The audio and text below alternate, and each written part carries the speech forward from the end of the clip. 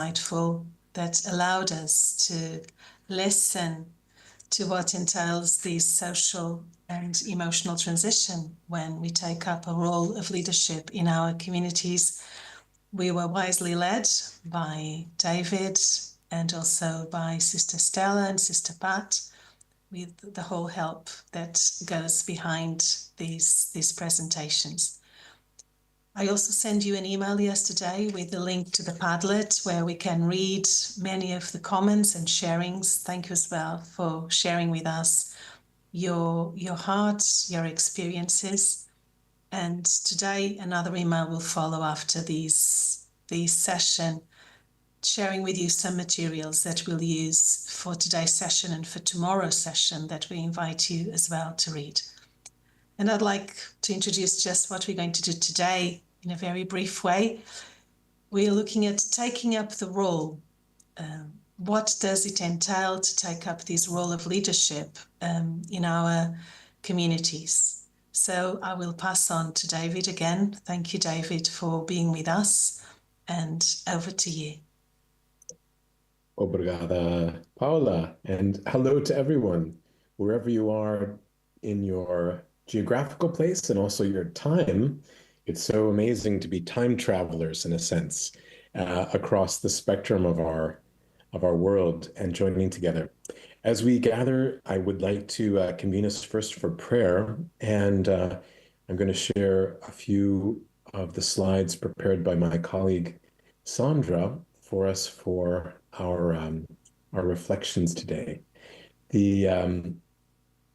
The theme, as Paula was sharing, is this question of how we take up our roles. And so we know that throughout history, there have been many ancestors in faith who have been called to take up roles and responsibilities for which they have not felt prepared.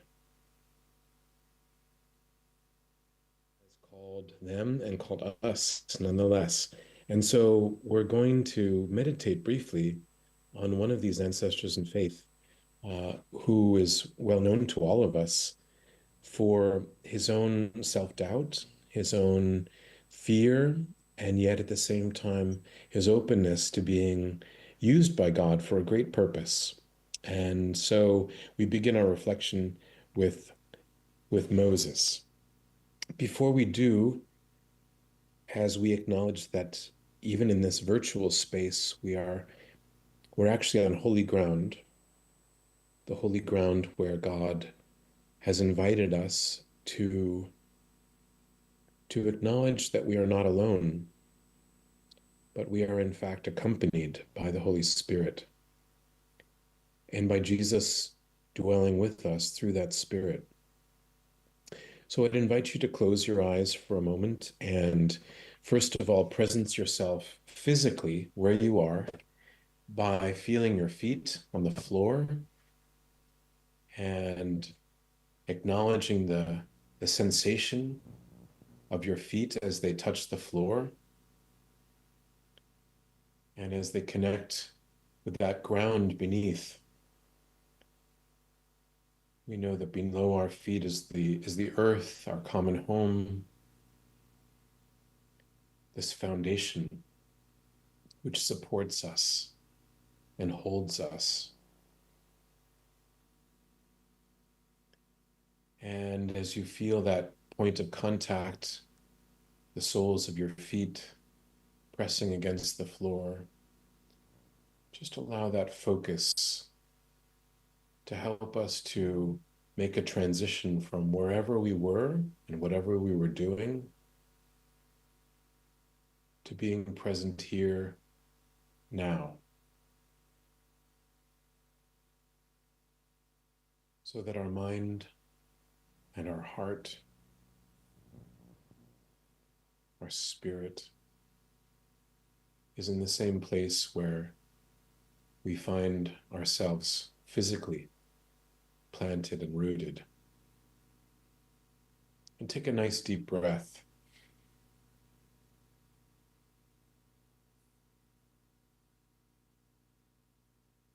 And as we do this, we acknowledge immediately, this gift of life, which we've been given as a gift,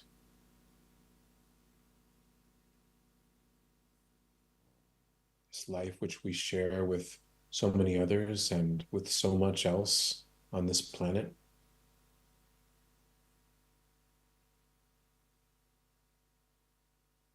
And as we take a moment to place our hand over our heart, we just pause to place our hand in that place where we consider the center of our being, the heart, that we can become present emotionally so that we are here with our full self.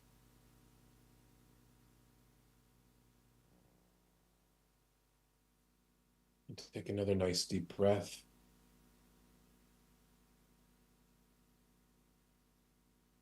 And we sign ourselves in the name of the Father and the Son and the Holy Spirit, acknowledging how God has created us and brought us into being, given us life, given us consciousness, and draws us into a vocation out of his love for us. And I invite you to open your eyes and to recall how Moses was tending the flock of his father-in-law, Jethro, the priest of Midian. Moses, who had fled from Egypt, and now in Midian, seeking refuge, he is a pastor of sheep and goats.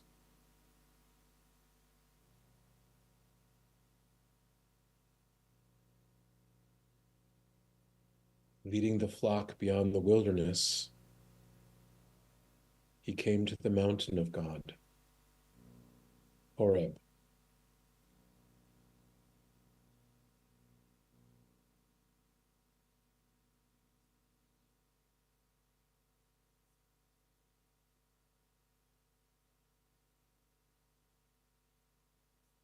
God said, "Do not come near. Remove your sandals from your feet, for the place where you stand is holy ground."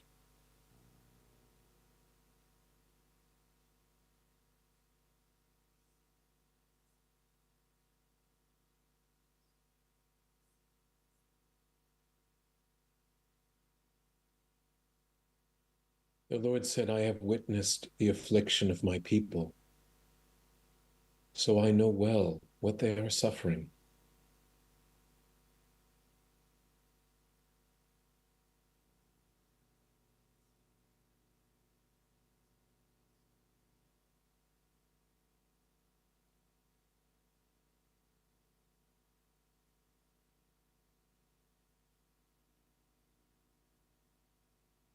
Therefore, I have come down to rescue them."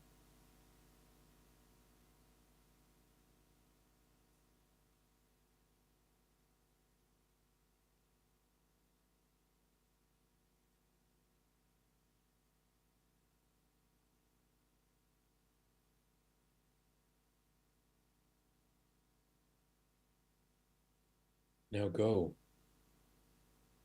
I am sending you.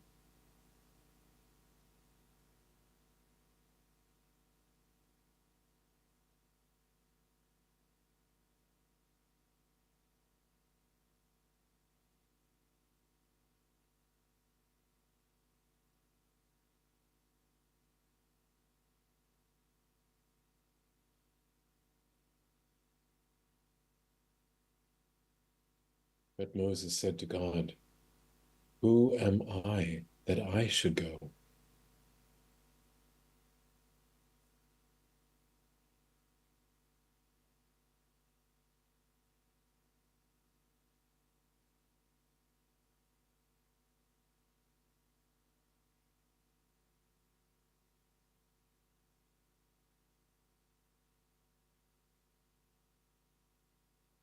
And God answered, I will be with you.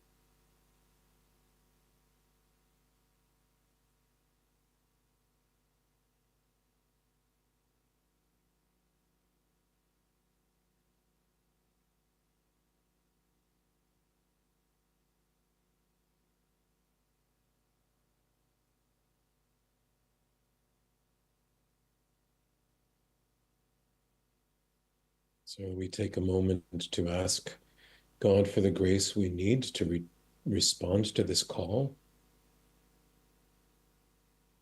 acknowledging we are on holy ground, acknowledging at times our feelings of inadequacy or our not knowing.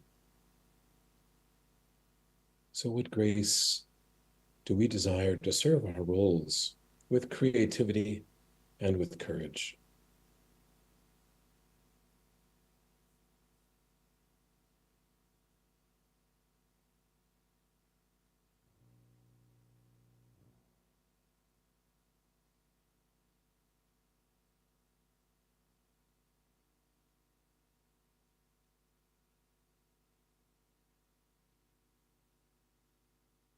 And as we lift these desires, these needs for grace to God, we know that our God responds with generosity. And with our hands raised, we pray in our own languages the prayer that Jesus taught us for the coming of his kingdom, even as he sends us forth to serve that kingdom. Our Father, who art in heaven, hallowed be thy name. Thy kingdom come, thy will be done, on earth as it is in heaven. Give us this day our daily bread, and forgive us our trespasses, as we forgive those who trespass against us. And lead us not into temptation, but deliver us from evil. Amen.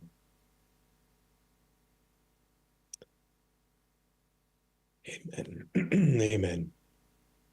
So, friends, I invite you to consider as we reflect and before we move forward, what echoes or resonances remain with you in the harvest basket from yesterday's gathering?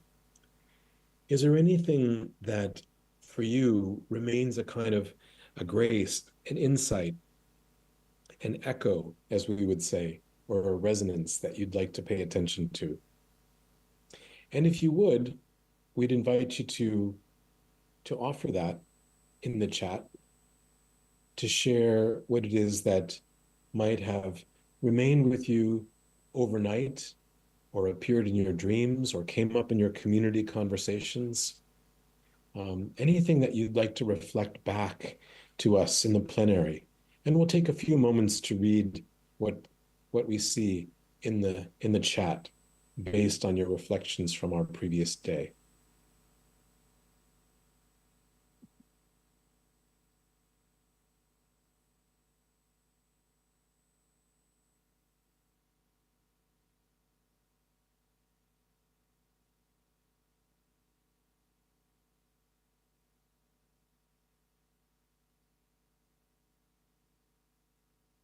Hmm,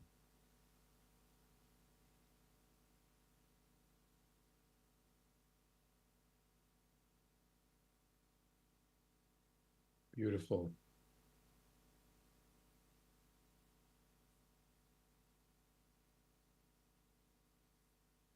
Yes, we're not alone. We can learn our way into our leadership. We do not have to be afraid of our vulnerability, that the place and the spirit from which we lead matters. The team takes time to build.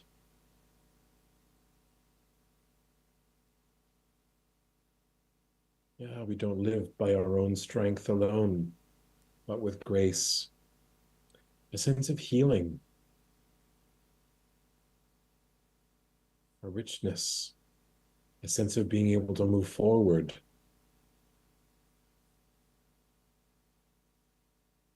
that the richness of language is not always in verbiage.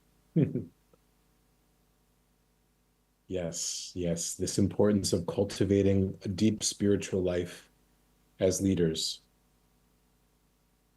We're walking together. Yes, grace is with us, and God calls us for this particular time in history.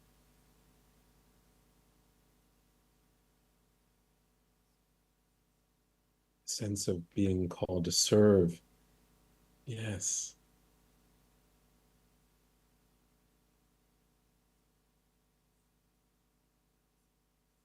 yes, to ask for help when we need it. Yes, God doesn't ask us to be perfect, only perfect in our wholeness, which God makes possible.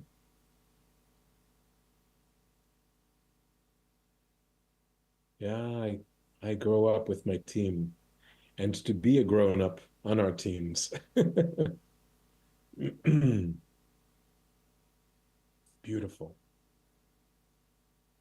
I know that Estella will be so grateful to know that her words provided some comfort and some sense of solidarity with you all.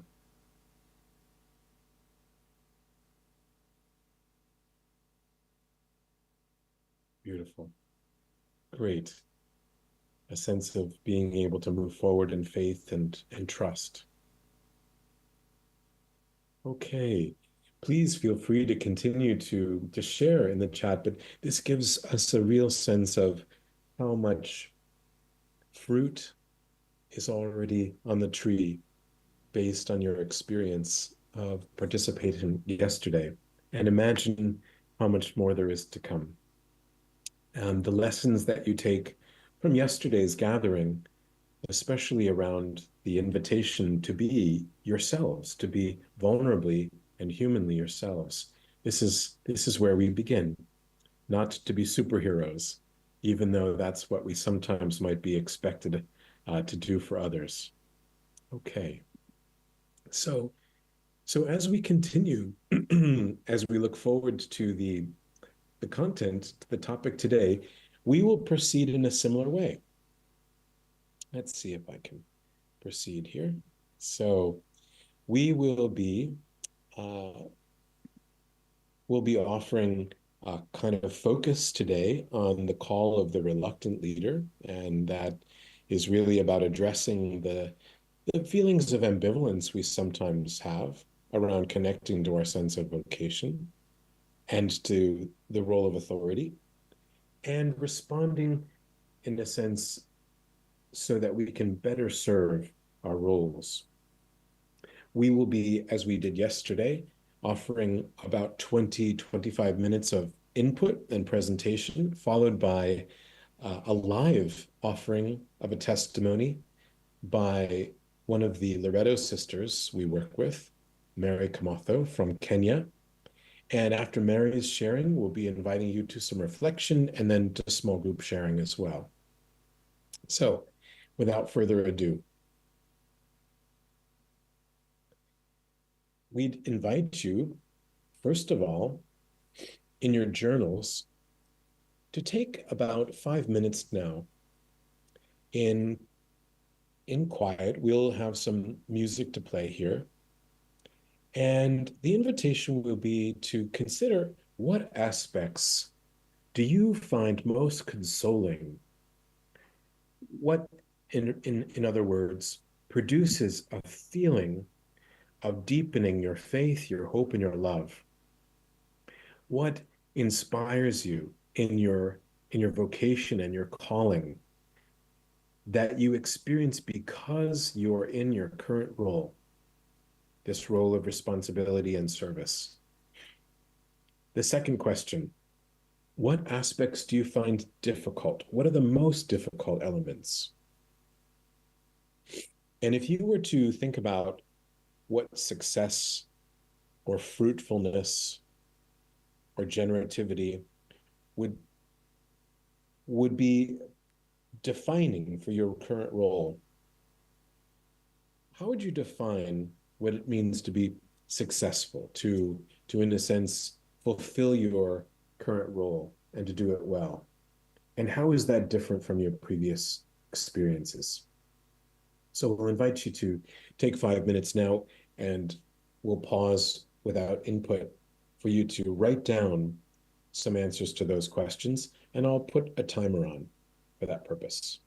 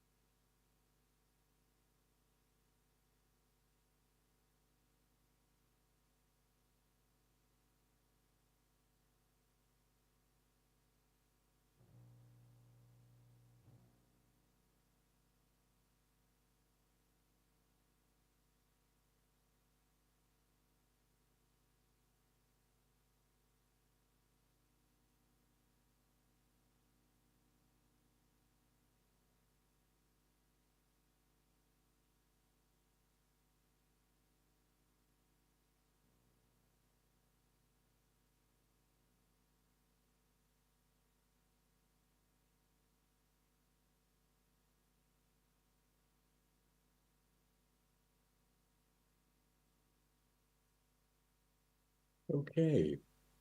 So we hope that this pause to reflect and take stock of these questions and to consider what is true for you has been helpful. As I've been reading in the chat, it's very inspiring to see how many of you find your current roles deeply consoling and for all kinds of reasons, including the opportunity to be in solidarity with sisters across the globe, the ability to serve and to promote their ministries, the sense of being part of a team. And at the same time, there are aspects that are difficult. I'm so glad somebody actually confessed. Sometimes it's not so easy to deal with the inner challenges and problems of other sisters, let alone ourselves, if we're honest about it. We acknowledge that there are very difficult tensions to reconcile between being and doing. Often we have to make a decision without knowing what will lead to the best outcomes. So this requires faith and trust. It requires us to take a step forward without certainty. And and certainly when you consider what success looks like, you have many, many different ways of assessing that. And that's not a surprise. But in many cases, it's really this question of how can you offer the best accompaniment and support for the sisters who are in your charge and be faithful to God. So thank you for all of these responses. And again, this is such a rich, rich resource that we'll come back to, the things that you're placing in the chat. When we look now at how we enter into this topic of our roles, we we consider, for instance, how as we're called to these roles, we acknowledge that these are not simply functional roles. They're roles that are oriented toward a mission and purpose. So while you have received a certain job description, it is actually in service of a deep purpose that comes straight out of your charism, the why, if you will, of your congregation, your institute. That why and the way in which that mission shapes the particular responsibilities and services that you provide is important because in so many ways it is a continuation of the call to service as a religious as a sister that you received from God long ago. It's not a completely different kind of vocation. It's a continuation in many ways. We have this scholar, Simon Sinek, who writes about leadership, and he describes this as a kind of golden circle.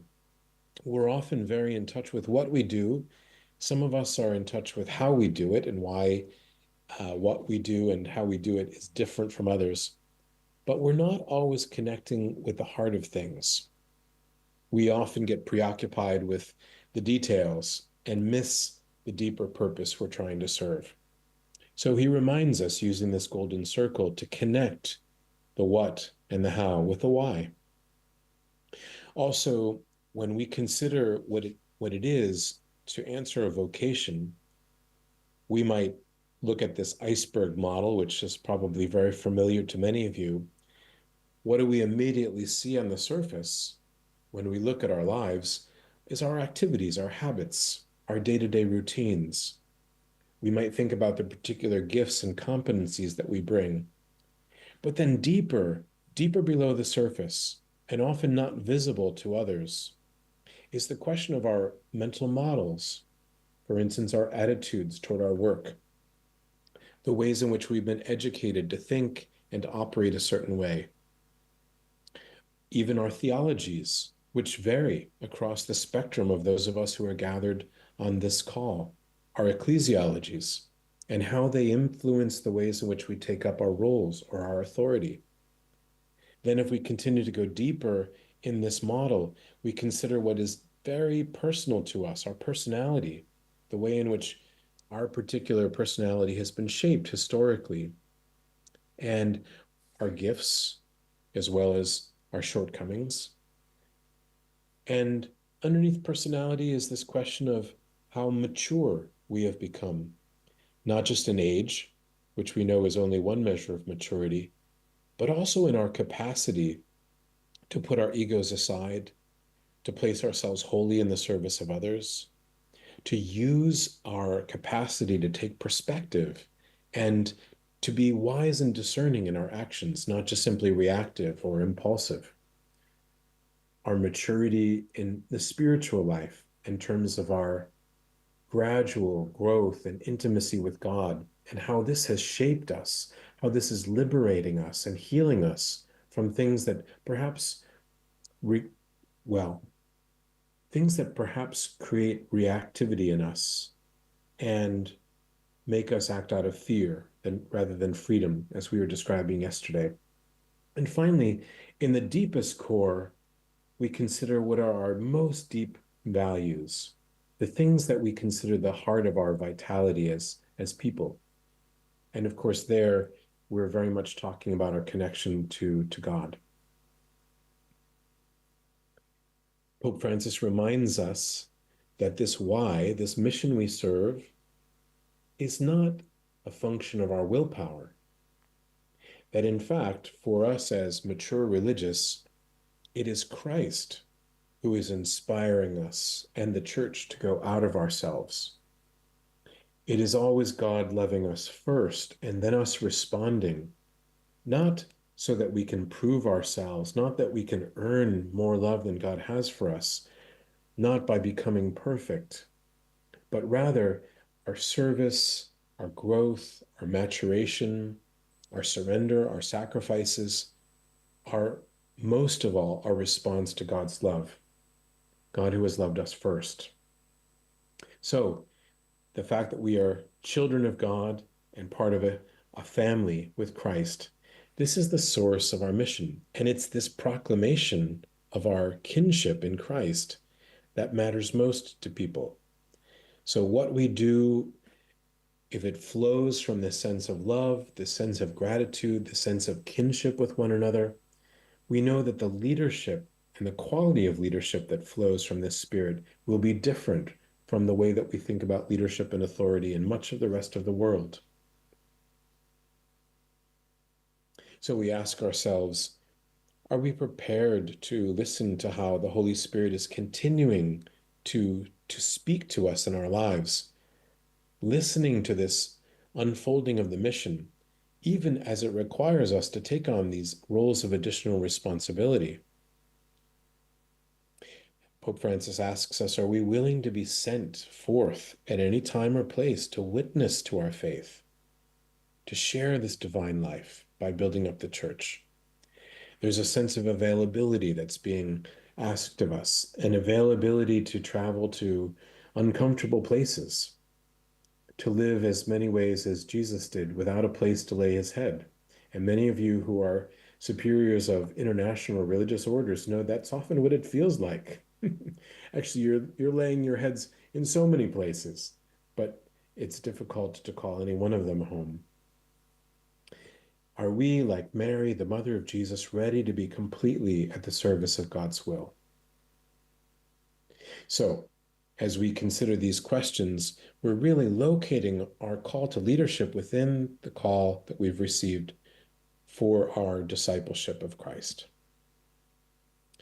One resource that we draw from as religious and secular sisters and religious brothers and fathers is to draw from the charism of our founders. As you know, as a Jesuit, I have to point back to Ignatius of Loyola, who, as you know, perhaps from history, was not necessarily someone you'd imagine to have found himself behind a desk. In fact, early in his life, he was a very active soldier and someone who traveled so much of the known world at that time. So the idea of having to go to Rome to found the Society of Jesus, to write the constitutions of the Society of Jesus, and then to administrate from behind a desk was probably the last thing he ever imagined for himself.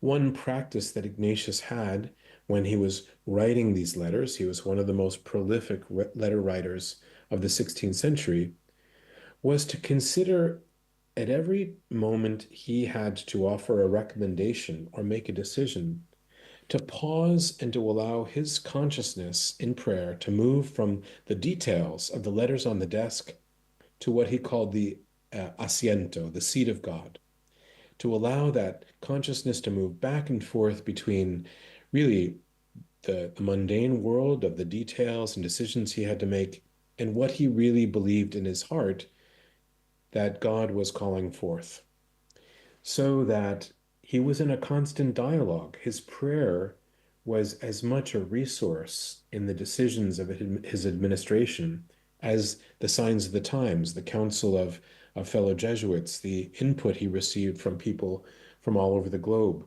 as the Society of Jesus was just being founded. So we might ask ourselves, how do we take up the inspiration of our foundresses and founders? How did their spirit, which is still alive in our various congregations, how do we steward that spirit, that spark? And how do we allow their inspiration to, in many ways, inspire and guide us in the way that we are exercising our responsibilities as administrators and leaders? Like a pinch of salt.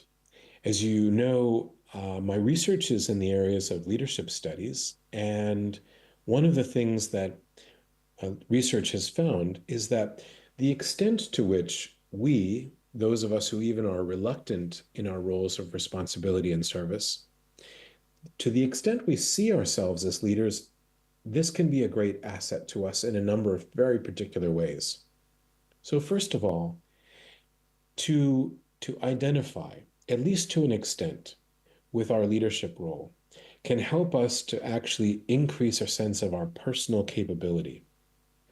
We experience challenges, of course, but when we remind ourselves, I am responsible here, this actually gives us a certain amount of energy and a sense of confidence to take up our role, to make decisions, to make mistakes and learn from them, and to act.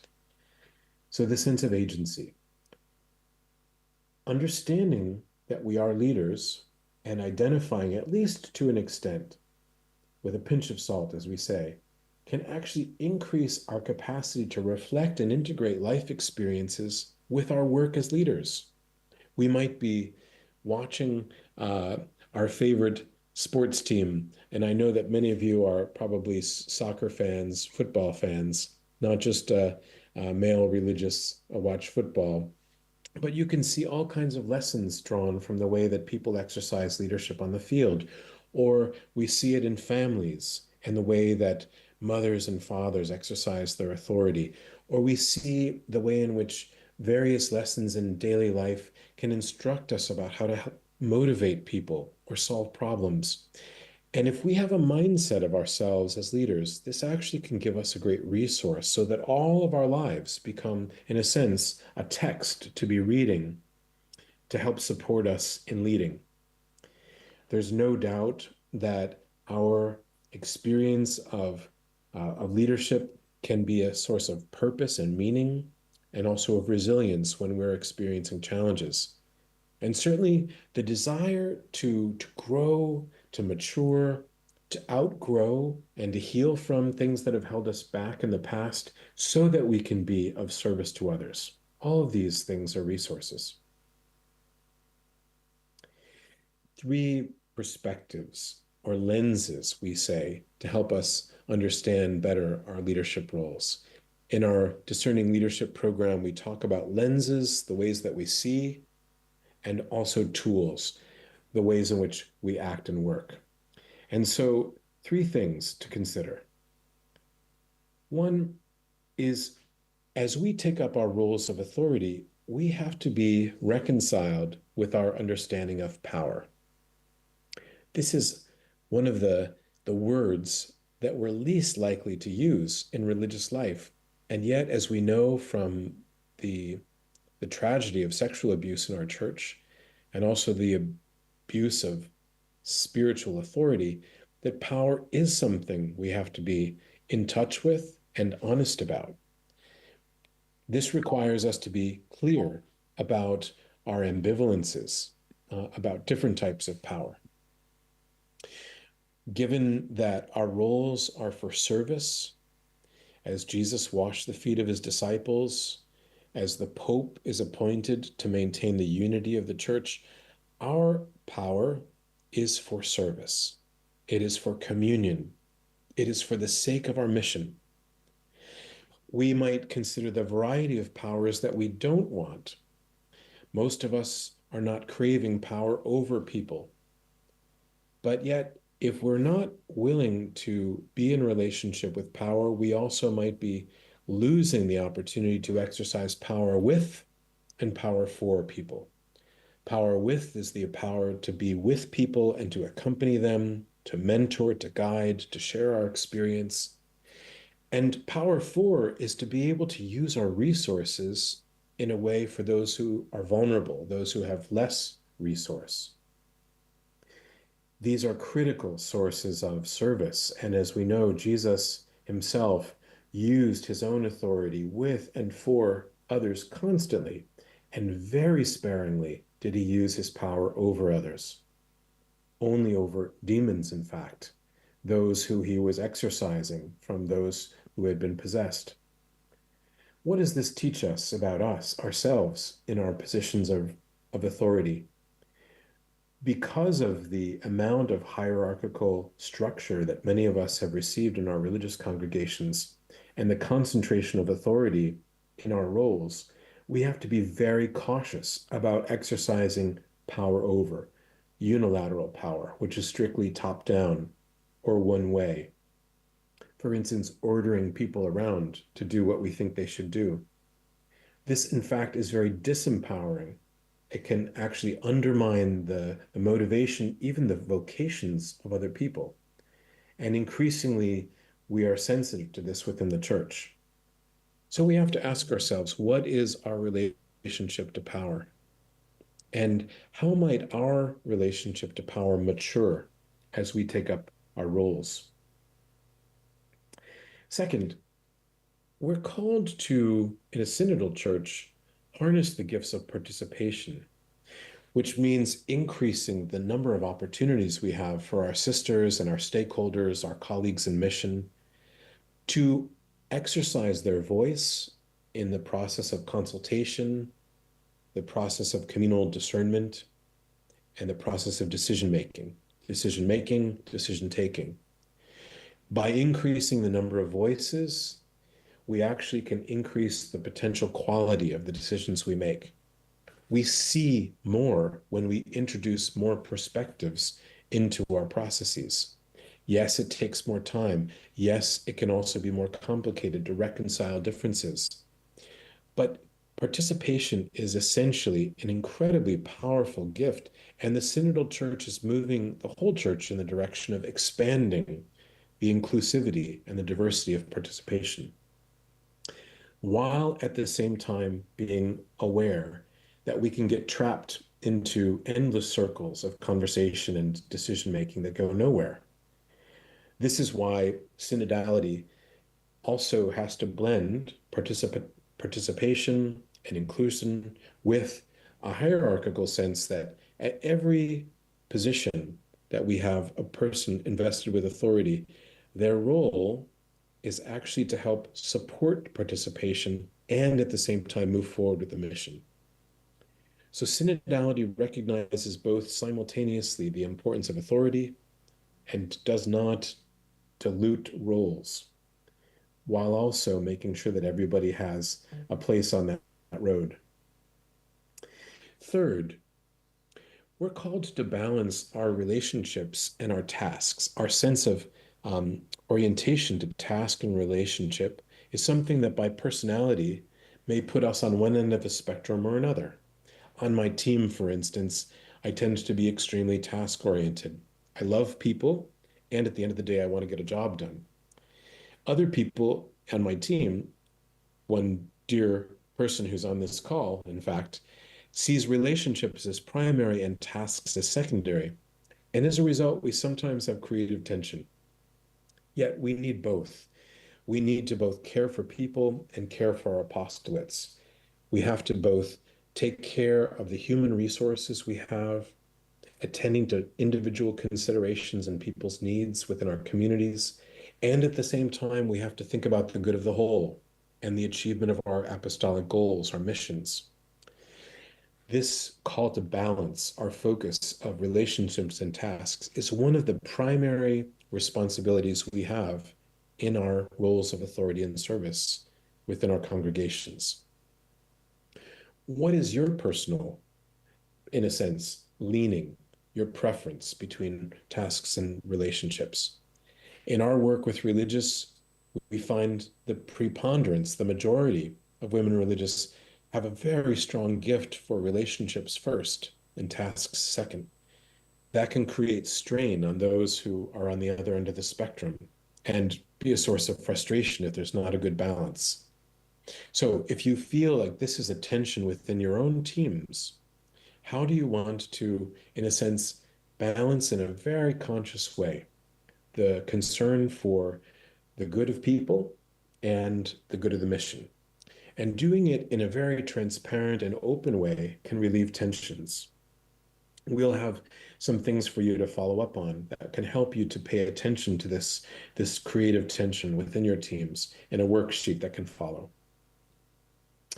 So in a moment, we're going to invite our dear friend, Mary Camotho of the Loreto Sisters to share her experience by giving her testimony of what it's been like to take up her authority as she's entered into this role on the General Council of her institute. As you listen, we'd ask you to consider a couple of questions, just as we did with Estella yesterday. In what ways have you experienced similar feelings as Mary when taking up your role? What gifts and graces do you recognize at work in Mary's sharing? And how has God been at work clearly in her own growth and maturation as a leader? How do these speak to your own experience? So in a moment, we'll be turning to Mary to offer her testimony, which will be for about 15 to 20 minutes. We'll invite you to listen as you did to Estella yesterday and to pay attention to the resonance with Mary's sharing in your hearts. I'm going to stop sharing and we'll turn it over to Mary. Mary, it's so nice to have you here today. Thank you.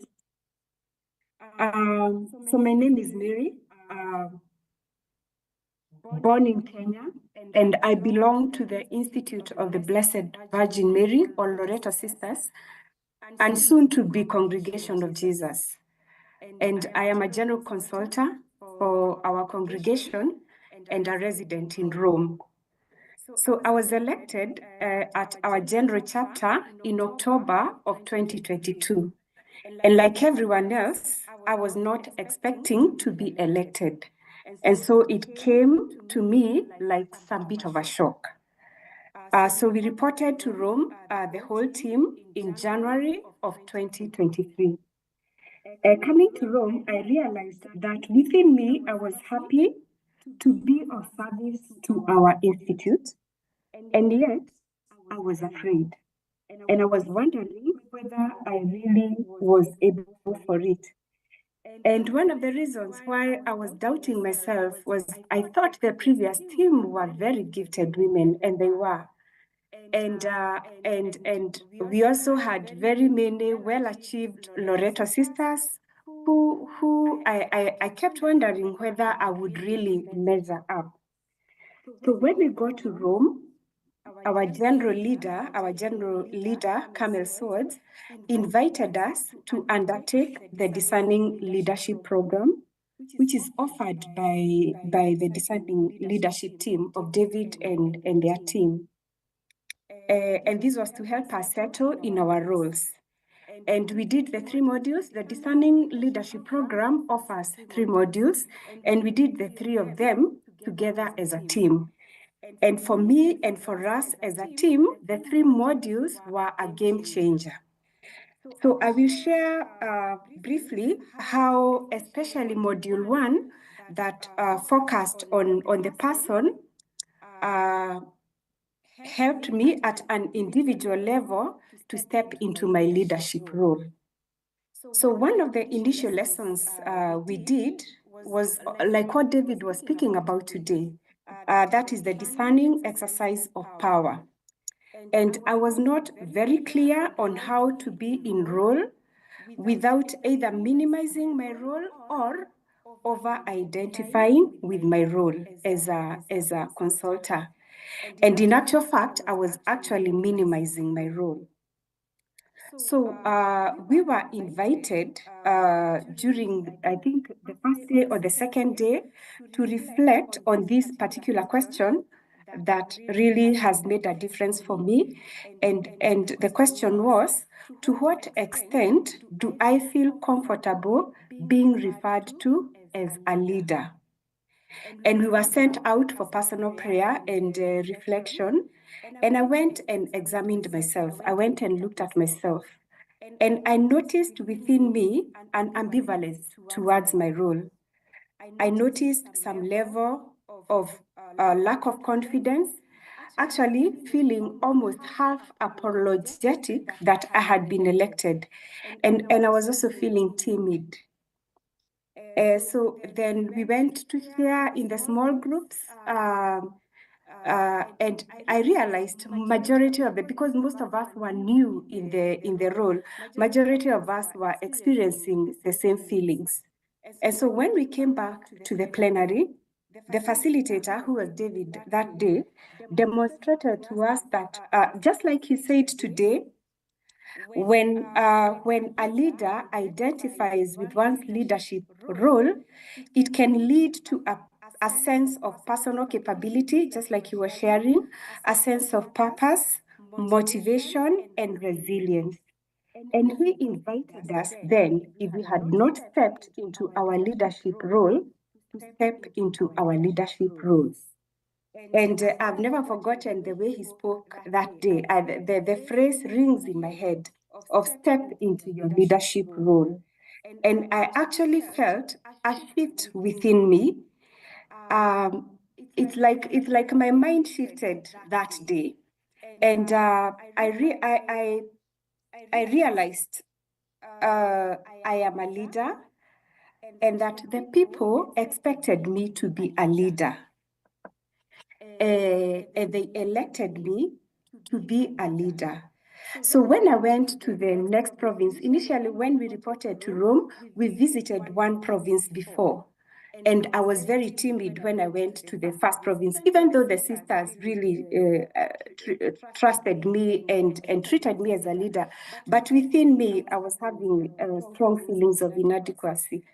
But as I went to the next province this time, which was Australia, I went as a leader. I told my mind I am going into the next province as a leader. And so my conversations were different. I listened as a leader. I asked questions that I needed to ask. I made observations that I thought would be necessary in decision making, and I was fully present to the sisters. And I must say, this was one of my most wonderful visits. And even today, before I go into a province or a region, or even into a meeting with the members of the province, I have to put on the cap of a leader, and I step in as a leader because the people elected me as a leader and they want me to be a leader. So that was one of the helps that helped me step into my leadership role. Another significant topic at this workshop that helped me to be enrolled was an invitation during Module 1 to grow my awareness to different levels of listening in order to enhance deeper connections and make a more discerned response. So during this workshop, we looked at the levels of listening. And the highest form of listening was generative listening. And according to what we were taught, it is a listening that involves holding a space for something new to be born. And in my 2 years as a general consultant, I have realized that one of the biggest role as a general consultant is the role of listening. At the same time, I am aware that I am a logical thinker. And as a logical thinker, it is very easy for me to listen from the level of my head and to quickly dismiss things that are not logical to me or things that really are that doesn't make sense.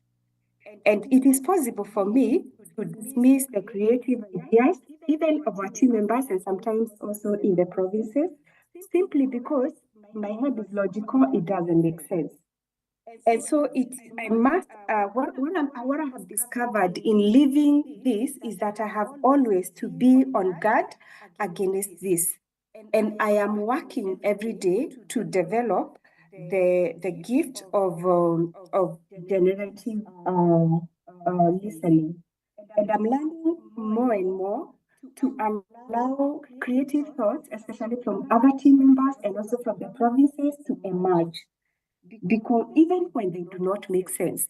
Because I believe that something beautiful, I have seen that something beautiful is born when you have both the logical thinkers and the creative thinkers coming together and bringing something new.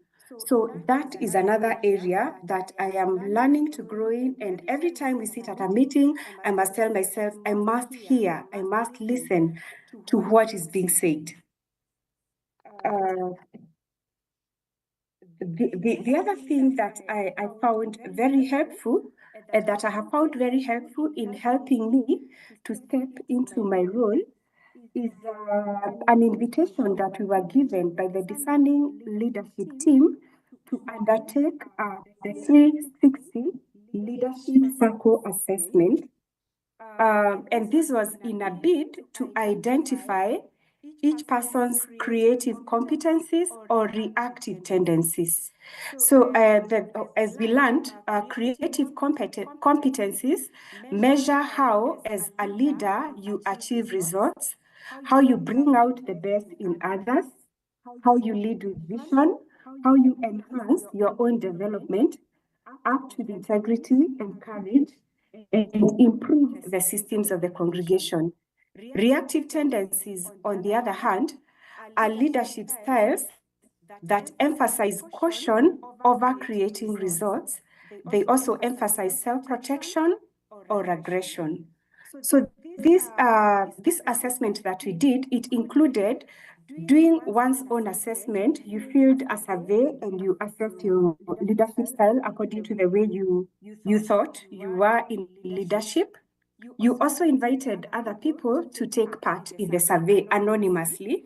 And these people included, because we were all very new, we did not know each other very well, we invited people who had worked with us previously, one as a supervisor, and also people who had worked under you, like if you were a leader, you invited them, and also colleagues or team members that you had worked with. You invited them to anonymously give you a review on how they saw your leadership skills. So again, I found this as a very good experience for me when I got the results. And especially because I noticed what people saw in me as my gifts in leadership. And as I said, because I was very afraid when I was starting the role, it was very affirming to do this.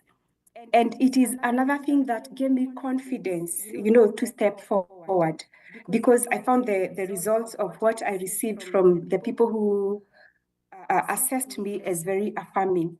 At the same time, I was also able to identify my own reactive tendencies as seen through the eyes of other people, and that was also very helpful for me. And during the workshop, one of the things that we did in terms of this was to identify our own reactive tendencies as leaders. And one of the things that David invited us to do, and that I found very helpful, is that he identified the three major reactive tendencies in leaders, and he named them as complying, as a reactive tendency. And people who comply have a desire to be loved. They want to meet other people's expectations. They want to be pleasing, and they want to be accepted when they are in their reactive stance. And then there was the protecting stance, where people who are protecting are aloof, want to be self-sufficient. They can be hidden, they can be cynical, and they can be distant, and among other things.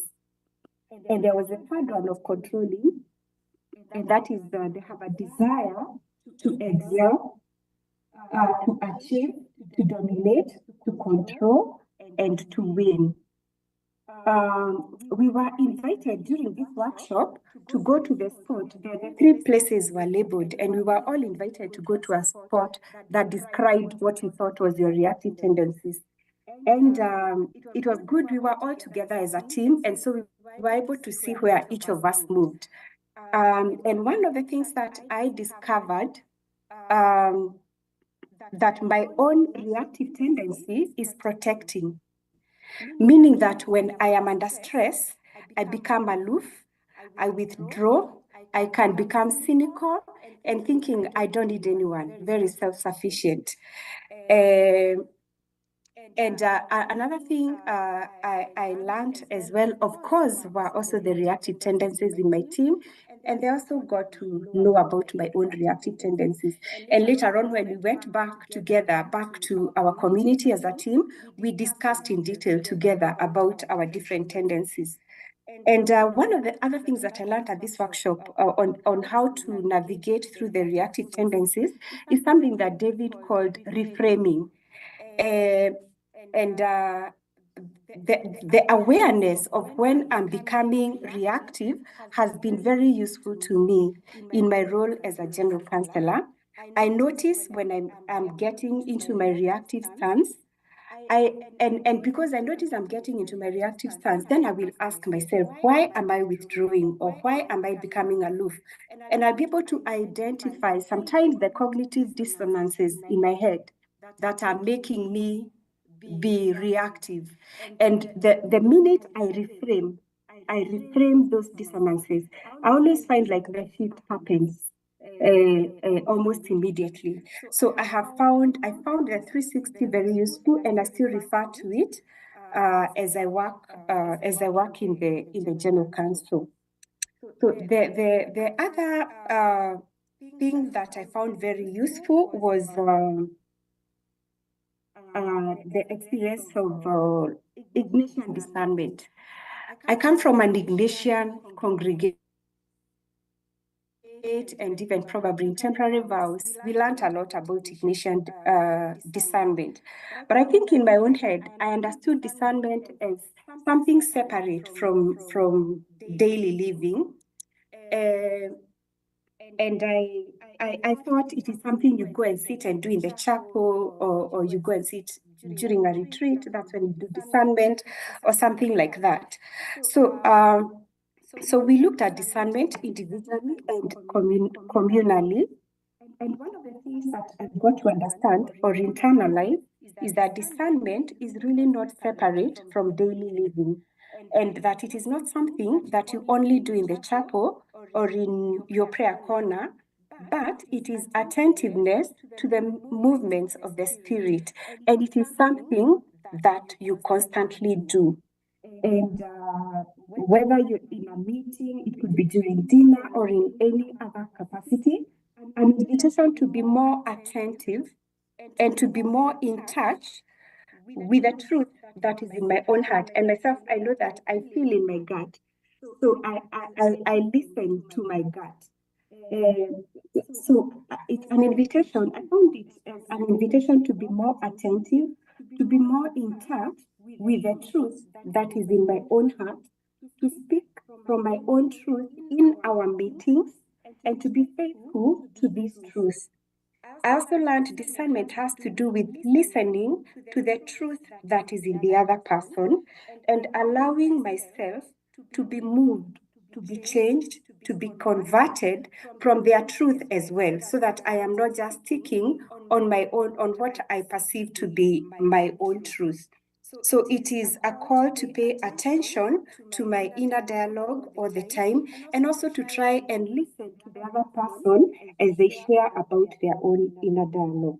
And I can say that since I became a general consultant, I listen more keenly to the movements of the spirit within me. And I don't think, I used to think that it had to be a process, but the Holy Spirit speaks all the time. And I realize that He speaks to us through the movements within us. One last thing that I want to share is we were invited by the discerning leadership team to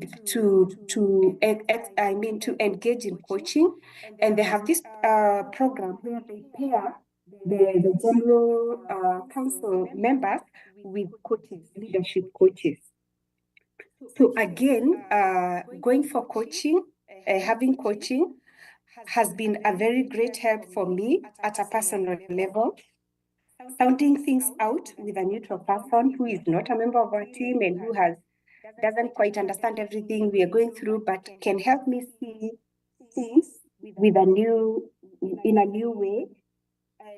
Clarify many issues regarding decisions that we take as a team, as well as I notice my coach also helps me deal with my own personal complexes as pertains to leadership. And he's been a great help also in unpacking or looking at my 360 leadership circle assessment. On top of that, the spiritual direction that I go to, and all other spiritual processes, the self-help programs that are available and that I take advantage of, have all helped me to step into my role, if I can use that word. So what I can say is that it has been a journey, and it continues to be a journey of growth as an individual and also as a team. I have realized that when I, as a team member, do inner work, I am helping my team as well. And hopefully our team members are also doing their own inner work. And I do think they are doing their own inner work because actually our team, we have had a very good working relationship. So thank you very much for giving me the opportunity to share. Mary, what to say? That was so helpful, I think, to us to hear your testimony. And, I can't help but think of you as like our star student.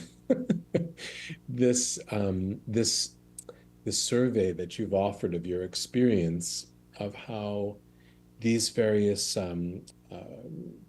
these various invitations to explore your own strengths, to get to know yourself better, and to see how you are seen and understood through others, but also to take up your role, as you say.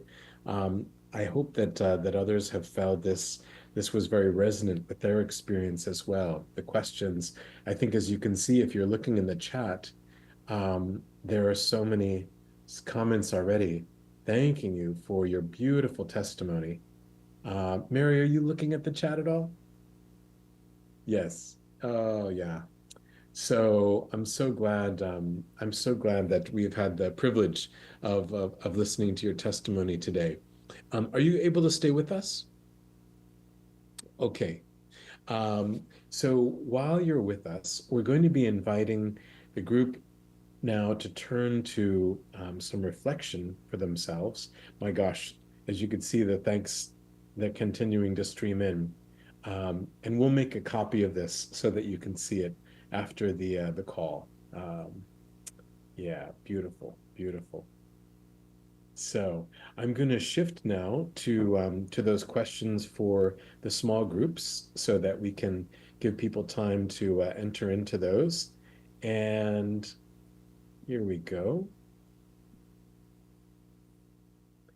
Okay, so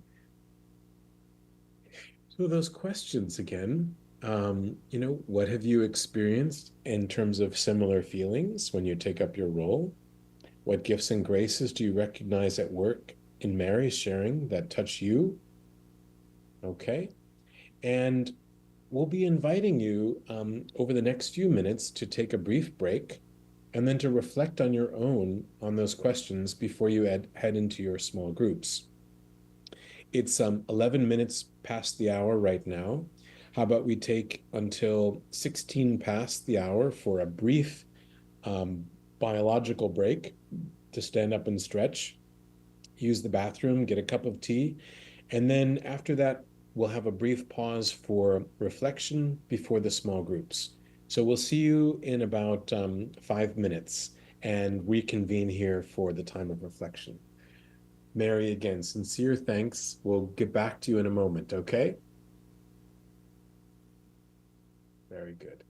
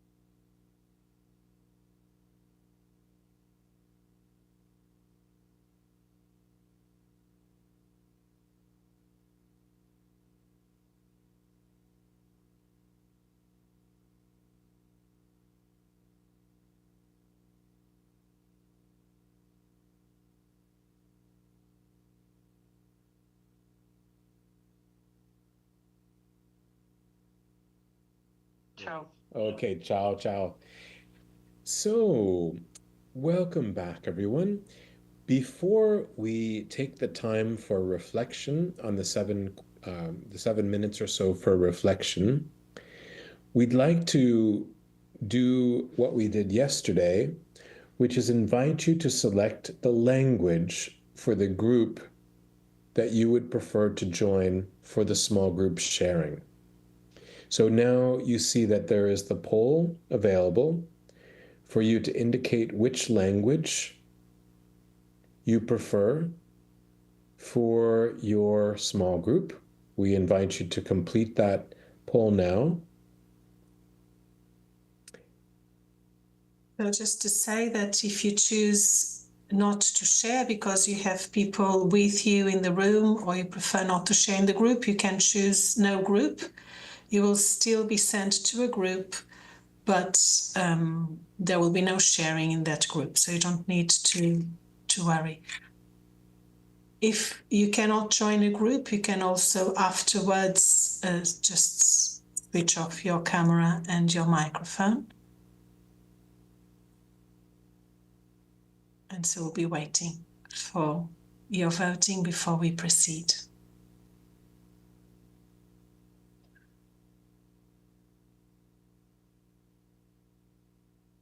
If you don't see the poll coming up in your screen, at the bottom of your screen, you should find 3 points, or poll and quiz. If you click on the 3 points, then you can see the poll or quiz with 3 columns. On your phones, most probably you need to scroll to the right or to the left, or you see as well an icon with 3 points, so that the miracle of the technology can happen. Yeah, we're already at 70%. Yes. 419 still voting.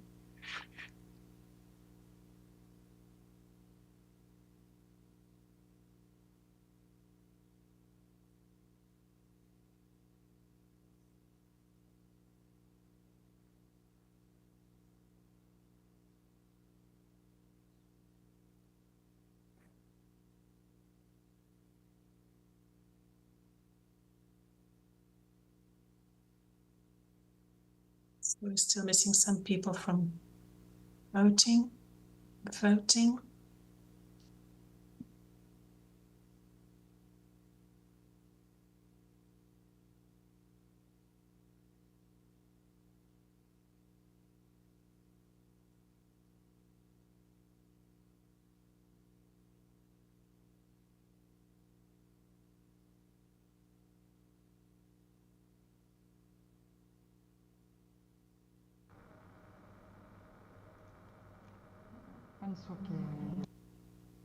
Okay, I think we can continue.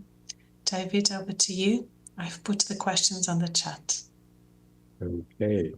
So everyone, we would invite you to take 7 minutes now in your journals to consider these questions prior to heading into your small groups.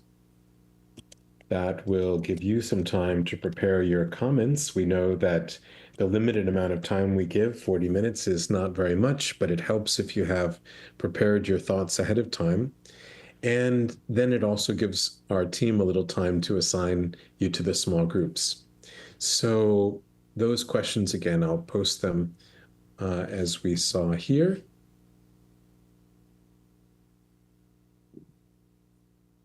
So how has God been forming you to take up the leadership role you're entrusted with? And drawing from our conversation today, both the inputs that we shared and from Mary's testimony, what gifts do you bring to your leadership role? We're often very humble about our own gifts, and yet God invites us to claim those gifts, not with a spirit of excessive pride, but in gratitude. So in gratitude, what gifts can you acknowledge that you've received to bring to your role? And what grace do you seek? What grace do you seek to better navigate the fears and challenges linked to your role? We're going to give you 7 minutes for this reflection. And at the end of the 7 minutes, you'll see the prompt to enter into your small groups.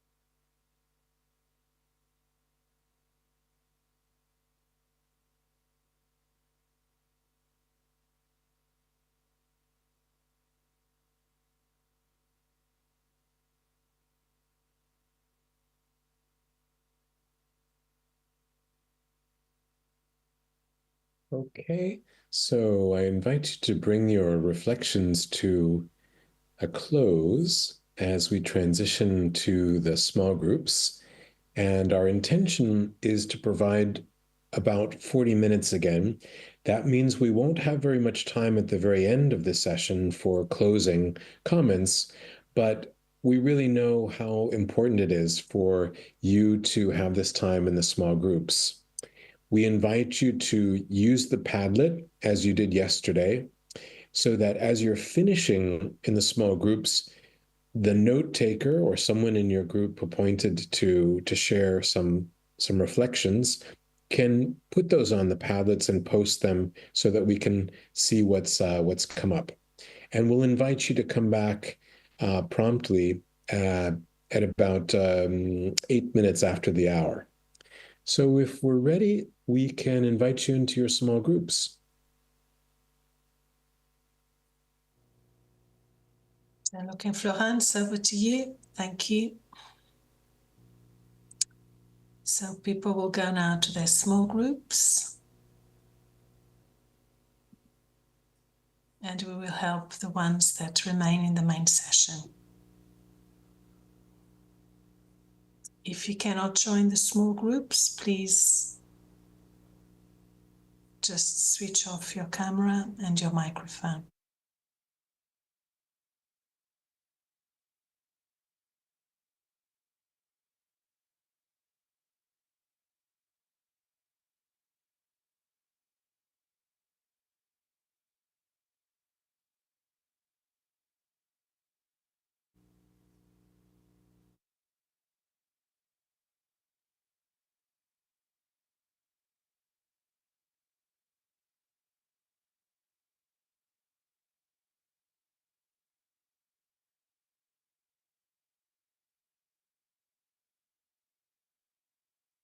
On the chat,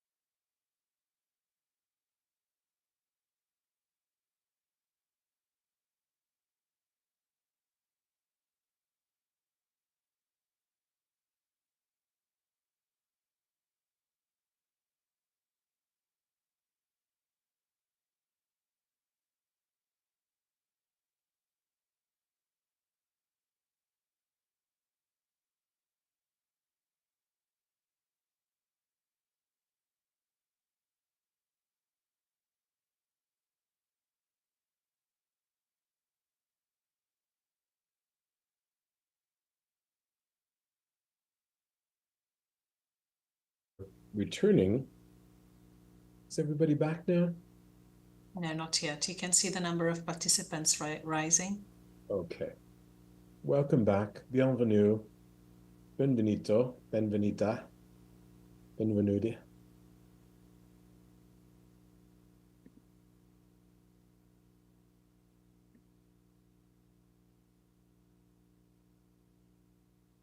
Okay.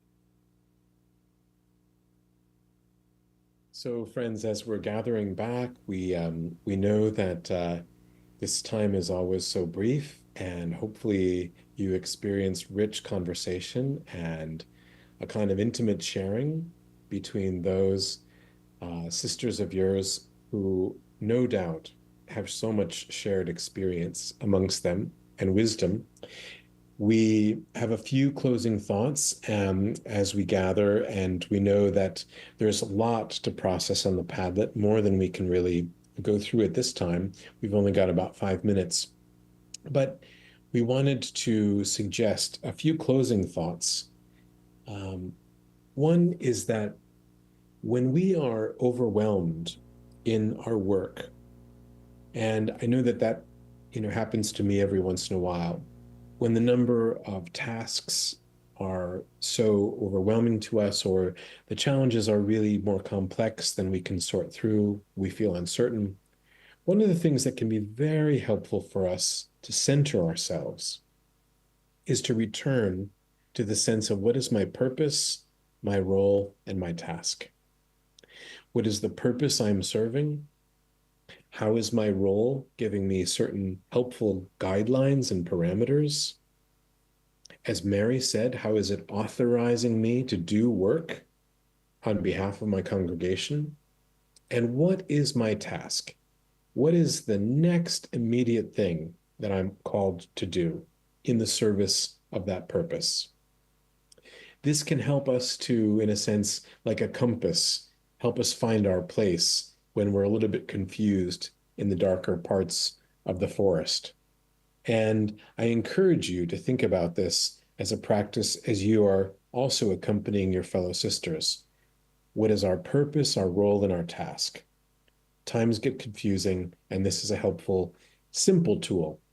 Another is to pause, to reflect on occasion about our calling and the journey that we've had to become who we are, where we are now in our current roles. There is a thread that connects.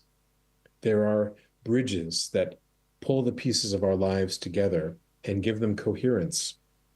When we reflect on that, it can give us a certain confidence that God has been preparing us all along through our life journeys, through the ups and the downs, for our current responsibilities. And when we engage in that conversation with our sisters, we do it as a team, we encourage it to happen on visitation.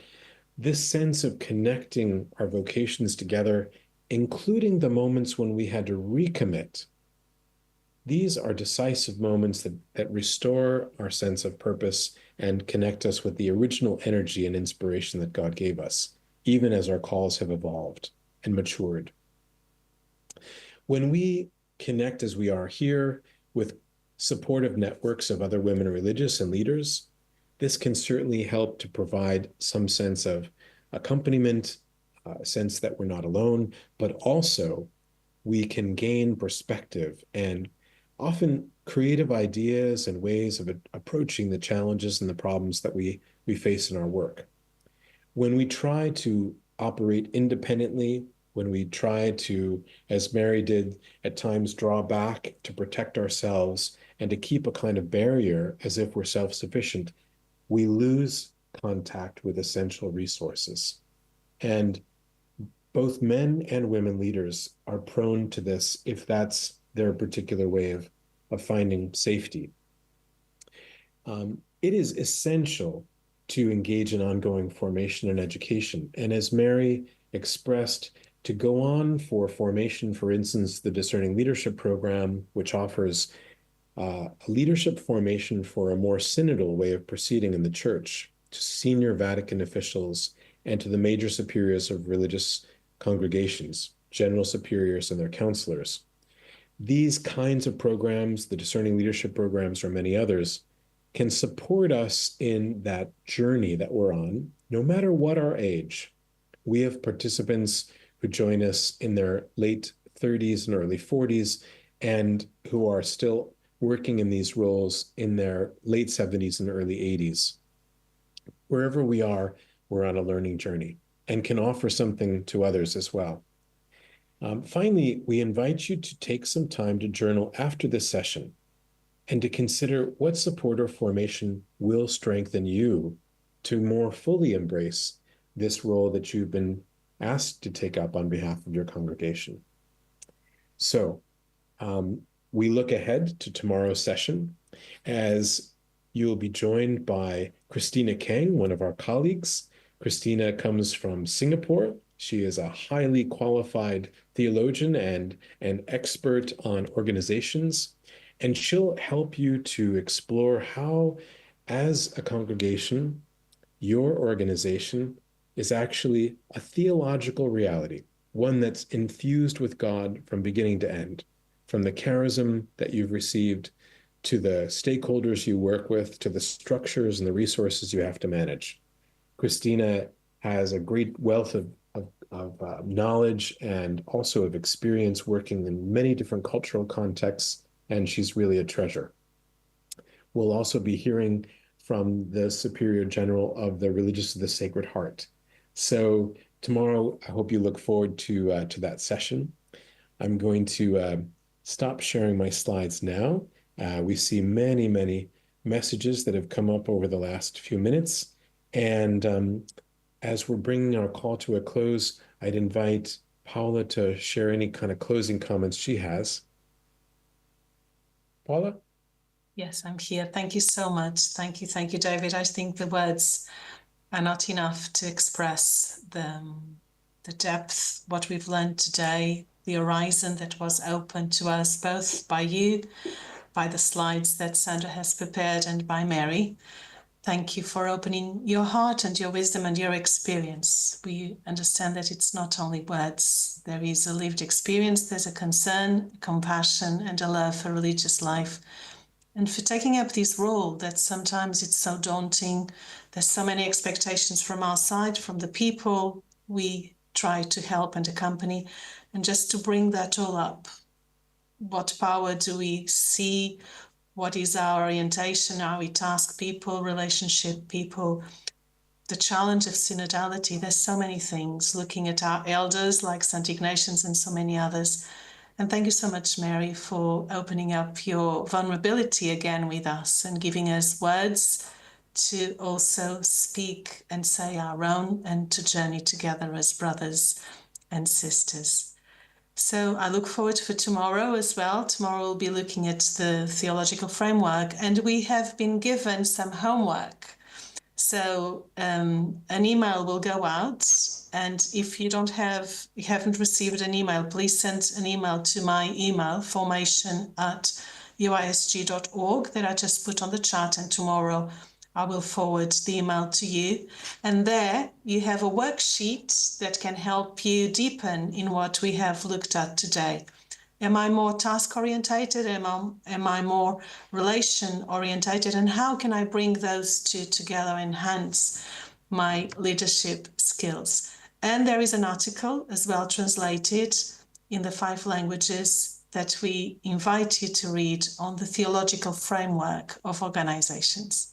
So on these notes, I will open again the chat, and I invite you to open your mics and to express our gratitude for what today has been. Thank you so much, and thank you to the translators, to Simona, Ambra, Isaias, and Marilu, and also to the technical part. Thank you so much. God bless.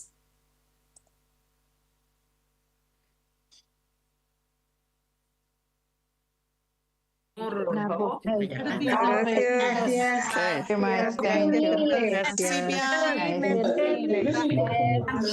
Biar udah pusing dah kayak dalam